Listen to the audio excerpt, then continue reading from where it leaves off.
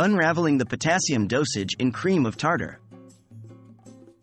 Hello and welcome to today's insightful discussion on potassium dosage in cream of tartar. This is a popular question due to the significant potassium content of this culinary ingredient, which is sometimes utilized for its health benefits. But it's crucial to understand the recommended intake and not to overuse it. Let's get started. What is cream of tartar? Cream of tartar, scientifically known as potassium bitartrate, is a common baking ingredient. It's a byproduct of winemaking, derived from the sediment left in barrels. It's widely used to stabilize egg whites and creams, as well as to prevent sugar from crystallizing. But what many don't know is that cream of tartar is a source of dietary potassium, a vital mineral that our bodies need to function correctly. However, it is important to remember that while cream of tartar does contain potassium, it's not an optimal primary source for this nutrient. What is the recommended potassium dosage? For most adults, the recommended dietary intake of potassium is 4,700 milligrams per day according to the U.S. Food and Drug Administration.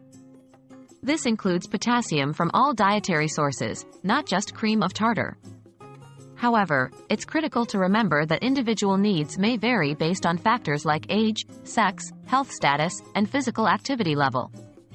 It's always best to consult with a healthcare provider to determine what is right for you. How much potassium is in cream of tartar?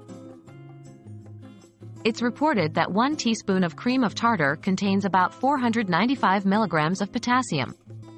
This may seem like a significant amount, but consuming cream of tartar in large quantities to reach your daily potassium goal is not advisable due to its high tartaric acid content, which may lead to potential health risks such as hyperkalemia, digestive discomfort, or kidney problems. How to use cream of tartar safely? While it can contribute to your daily potassium intake, cream of tartar should be used in moderation. It's not a substitute for a balanced diet rich in a variety of potassium-rich foods like bananas, oranges, potatoes, and spinach.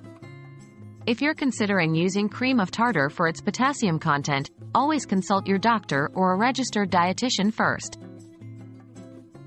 In summary, while cream of tartar is a source of potassium, it's best to stick with the recommended usage in recipes and not use it as a primary source of dietary potassium.